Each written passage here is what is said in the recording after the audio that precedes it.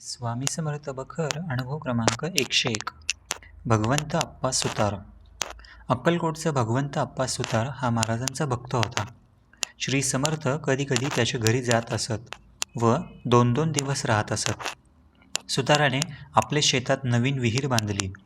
श्री समर्थ कृपेने पाणीही विपुल होते. भगवंताप्पाच्या मनात असे आले की एक वेळ स्वामी महाराज शेतात नेऊन भोजन घालून उच्चिष्ट प्रसाद घ्यावा. समर्थांची स्वारी मोदी यांच्या कठड्यावर बसली होती. सुताराने विनयपूर्वक प्रार्थना केली की मळ्यात कृपा करून चलावे. थोडे थांब, श्रींनी उत्तर दिले. याप्रमाणे 4-5 वेळा विनंती केली. त्याचे उत्तर असेच मिळाले की थोडे थांब म्हणून. काही वेळाने काशीनाथ पंत म्हसवडकर आले. दर्शन घेऊन खाली बसले. त्यास सुताराने सूचना केली की महाराजास मळ्यापर्यंत घेऊन चलावे. म्हसवडकरांनी विनंती करताच श्रींनी उठून मळ्याचा रस्ता धरला. शेतात जाऊन महाराज बसले. सुताराने सामुग्री आणली होती ती घेऊन काशीनाथ पंत व बाबा सबनीस यांनी स्वयंपाक तयार केला. महाराजास स्नान घालून षोडशोपचारे पूजा करून भोजन घातले. मस्कडवर सबनीस भोजनास बसणार इतक्यात गावातून सेवेकरी मंडळी आली. त्यास भोजन घालण्यास श्रींची आज्ञा झाली. तिघांचे अन्न त्यात इतकी मंडळी कशी जेवतील म्हणून म्हसवडकर यांना काळजी पडली. महाराज म्हणाले, कायको दिलगीर होता है, आज्ञाप्रमाण असे समजून येतील तसतशी मंडळी भोजनास बसवीत असो. म्हसवडकर, बाबा सबनीस, सुतार व त्याचा भाऊ असे शेवटी 4 जेवले.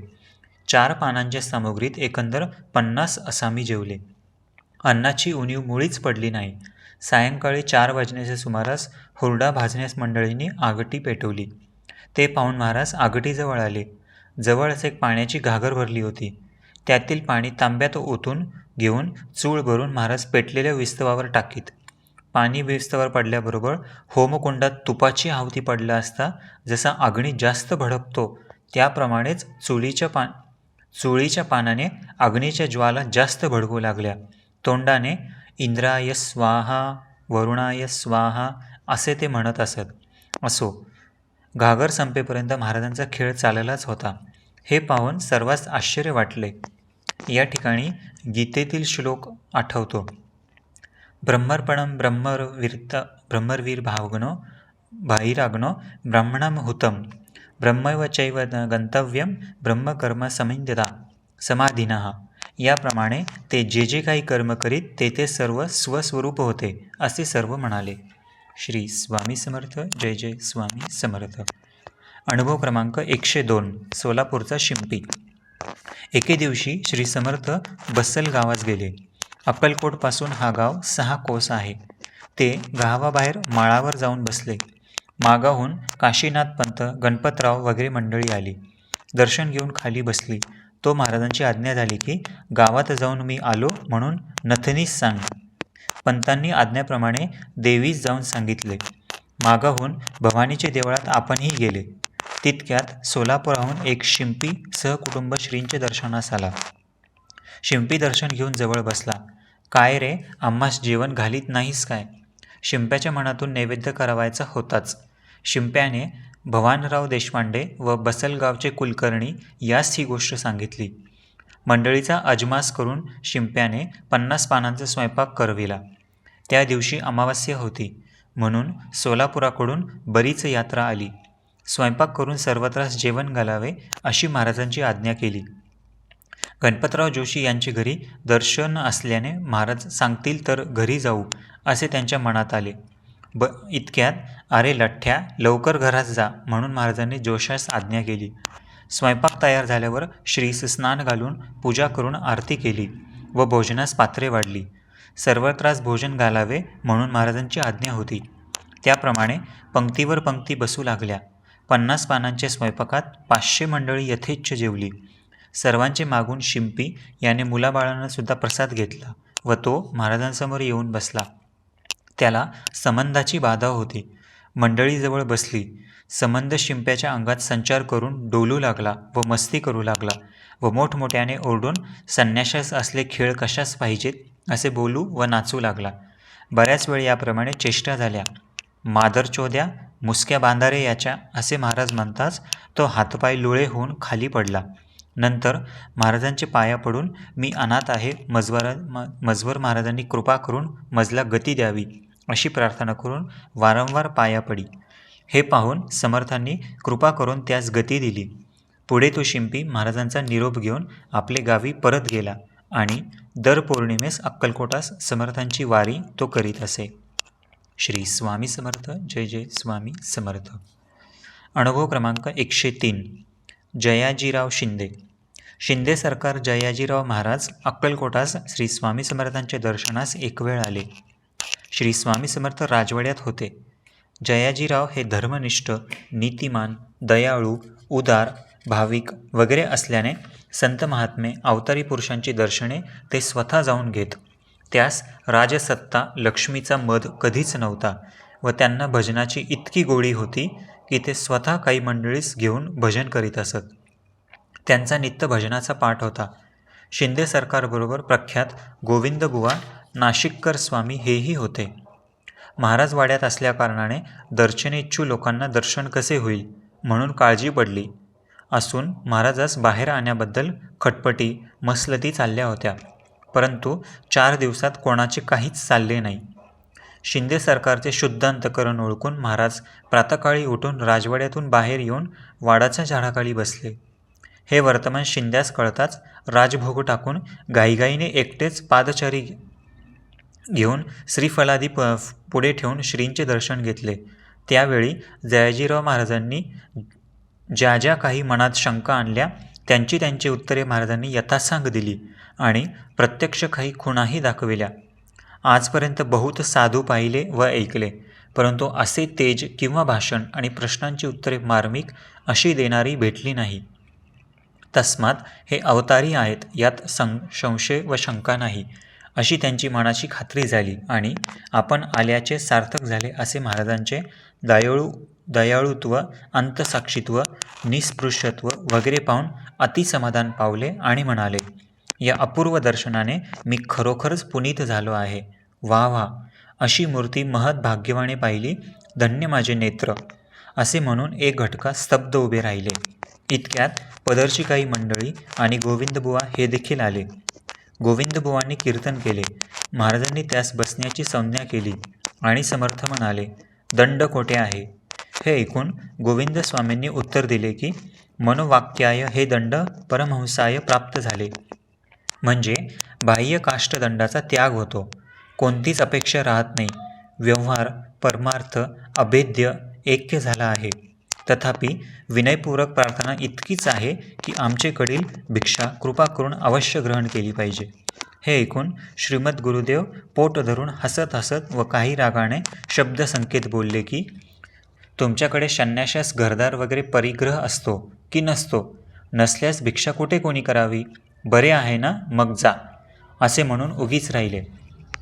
हे ऐकून सर्वांस फार आश्चर्य वाटले. सर्वत्रांनी वंदन करून बिराडी गेले. दुसरे दिवशी पुन्हा शिंदे सरकार, गोविंदस्वामी आणि इतर मंडळी दर्शनास आली. त्यावेळी श्री दत्तावधूत ओंडकरांचे ओटीवर बसले होते. सर्वांनी वंदन करून हात जोडून समर्थांची स्तुती केली. त्यावेळी स्वामी महाराजांनी दादू मिया म्हणून एक मुसलमान होता त्यास इधर आओ, चपाती और बेसन लाव अशी आज्ञा झाल्यावर दादू मियाने तयार केलेले चपाती आणि बेसन आपल्या स्वच्छ पानात आणून पुढे ठेवले. तेव्हा विचित्र लीला विग्रही स्वामी समर्थ मोठ्याने बोलले, आओ जी, अभेद परमहंस, भिक्षा लेव खाओ. हे भाषण ऐकून गोविंद स्वामी अतिचकित झाले आणि पश्चातापपूर्वक प्रार्थना करू लागले की बोले तैसा चाले, तयाची वंदावी पाऊले. हा अर्थ महाराज आपणास शोभतो. आपण साक्षात परब्रह्ममूर्ती निसंशय आहात. माझ्या मनाची खात्री झाली. परोपदेशे पांडित्यम या म्हणीप्रमाणे आपण लोकांस फार उपदेश करतो, परंतु जसा उपदेश करतो तसेच आचरण पाहू लागले असता आचरणाला मात्र ठिकाण नाही. तुकोबांची एक उक्ती आहे, तुका म्हणे करू उपदेश लोका, नाही झालो एका दोषा परता. म्हणून आमच्या भाषणाने तेज लोकात पडत नाही. त्याच वाणीला क्रियेच्या योगाने सत्यता आली पाहिजे, म्हणजे तीच वाणी संपूर्ण त्रैलोक्याला मान्य होते. असो, आम्हा कोणालाही आपली बरोबरी स्वप्नात देखील करता येणार नाही. तदनंतर श्री स्वामी समर्थ म्हणाले, आपण एकच आहोत. हे समाधानकारक भाषण ऐकून गोविंद स्वामीस व सर्वत्रास आनंद झाला. नंतर गोविंद स्वामी व शिंदे सरकार यांनी श्रीस पुडी करून थोडे दिवस तेथे राहून मंडळीस आपल्या राजधानीत स्वामीनामाचा जय जयकार करीत परत गेले. श्री स्वामी समर्थ. जय जय स्वामी समर्थ. अनुभव क्रमांक 104. बापूराव सोलापूरकर. बापूराव म्हणून एक सोलापूरचे राहणारे असून ते भागवत भक्त होते. बापूराव गाणगापुरास किंवा अक्कलकोटास कोणीही यात्रेकरू भेटल्यास त्यांचे आतिथ्य चांगले प्रकारे करीत असे. एक वेळ ते अक्कलकोटात जात असता त्याचबरोबर दुसरे 2 गृहस्थ होते. पैकी एकाचे लग्न झाले नव्हते आणि दुसरा दारिद्र्याने फार पिडला होता. वाटेने जाता जाता पहिला गृहस्थ म्हणतो, स्वामी अवतारी आहेत असे म्हणतात. माझे वय 40 वर्षांचे असून पैसे पुष्कळ आहेत, परंतु लग्न होत नाही. दुसरा म्हणाला, मला लिहिणे वगैरे येत असून चाकरी मिळत नाही. परस्परांची कार्य झाल्यास स्वामी अवतारी आहेत असे आम्ही म्हणू. बापूरावाने सांगितले, पोकळ म्हणणे काही उपयोगाचे नाही, तुम्ही काहीतरी नवस करा. हे ऐकून दोघे म्हणाले, आमची कार्य झाल्यास आम्ही श्री स्वामींचीच वारी करू. इतके बोलून ते अक्कलकोटास गेले. दर्शन घेऊन त्रिवर्ग हात जोडून उभे राहिले. तोच श्री सद्गुरुवर्य सर्वांतर्यामी स्वामी महाराज हास्यमुखाने म्हणाले, रंडीलेव तू एके ठिकाणी बैस. संन्याशाची काय परीक्षा करतो लंडाची. हे ऐकून दोघेजण थरथरा कापू लागले. मनात खूण पडताच दोघे श्रीमुखावर स्वहस्ते मारून घेऊन कानास दाबून चिमटे घेऊ लागले. शरणागत होऊन समर्थचरणी क्षमा व्हावी म्हणून वरचेवर विणवू लागले. तेव्हा श्रींनी त्रिवर्गास प्रसाद आणि आशीर्वाद दिला. नंतर 2-4 दिवस तेथे राहून आपल्या गावी निघून गेले. 2 महिन्याच्या आतच एकाचे लग्न व एकाला उत्तम रोजगार मिळाला. तेव्हापासून ते स्वामी महाराजांची वारी नित्य करीत असत. श्री स्वामी समर्थ. जय जय स्वामी समर्थ. अनुभव क्रमांक 105. वामनबुवास तांबूल प्रसाद. शके 1794 साली सिंहस्थात वामनबुवा बडोदेकर हे नाशिकास जाऊन नाशिक, त्र्यंबक वगैरे यात्रा करून श्री सप्तशृंगी देवीचे दर्शनास आले. तेथे जगदंबेचे पूजनादी विधी आटोपल्यावर पुजारी भोपे यास देवीची मुखातील तांबूल प्रसाद मागितला असता भोपे पुजारी थट्टा करून उपहासात्मक छलक भाषण बोलू लागले. अक्कलकोटचे स्वामी महाराज अवतारिक पूर्ण परब्रह्ममूर्ती असतील आणि त्यांचे चरणी तुमचे खरे प्रेम असेल तर तुम्हा जगदंबा मुखातील तांबूल देईल. हे भाषण त्यांच्याबरोबर गेलेले पारमार्थिक विद्वान ब्रह्मचारी बुवा यांनी ऐकून जगदंबेची शास्त्रोक्त प्रार्थना केली. इतक्यात सप्तशृंग निवासिनी मातेच्या मुखातील तांबूल एकाकी त्यांच्या अंगावर पडला. तो प्रसाद घेऊन वामनबुवा व ब्रह्मचारी बुवा या दोघांनी प्रेमपूर्वक भक्षण केला. हा स्वामी समर्थ लीलेचा चमत्कार पाहून पुजारी भोपे फार आकस्मित व विस्मित झाले. दुसरे दिवशी ते दोघे यशवंतराव महादेव देव मामलेदार यांचे दर्शनास सटाण्यास जाण्यास मग नाशिकास गेले. तेथे गंगा भरून घेऊन श्री क्षेत्र पंढरपूर येथे श्री पांडुरंगाचे दर्शन पूजनादी केले. पांडुरंगावर ज्या दिवशी गंगा घातली त्यावेळी स्वामी महाराजांची मूर्ती दिसली. त्या काळी श्री स्वामींचे दर्शन एकनाथ पंत बडवे व दादाजी मनोहर या दोघांस झाले. त्यांना फारच चमत्कार वाटला. आपल्या भक्तास सर्वत्र मीच आहे अशी स्वानुभवपूर्वक खात्री करून देणारे श्री स्वामी समर्थच आहेत असे दोघा बुवास पटले. पंढरपुराहून ते पादचारी अक्कलकोटास गेले. त्या दिवशी श्री स्वामी समर्थांची वारी सेवकजनांसह पेठेत मोदी यांच्या घरात विराजमान होती. श्रीफलादी पुढे ठेवून अनन्य भावे साष्टांग नमस्कार करताच श्री समर्थ म्हणाले, सप्तशृंगीत जाऊन काय शंख केलात, परंतु विडा आम्हासच द्यावा लागला आणि पंढरीनाथावरची गंगा आम्हासच घ्यावी लागली.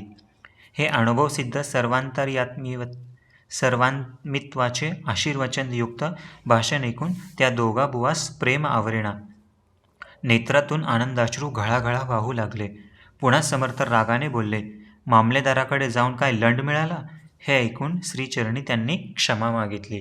श्री स्वामी समर्थ. जय जय स्वामी समर्थ. या ठिकाणी श्री स्वामी समर्थ बखर यातील अनुभव क्रमांक 101 ते 105 पूर्ण झाले.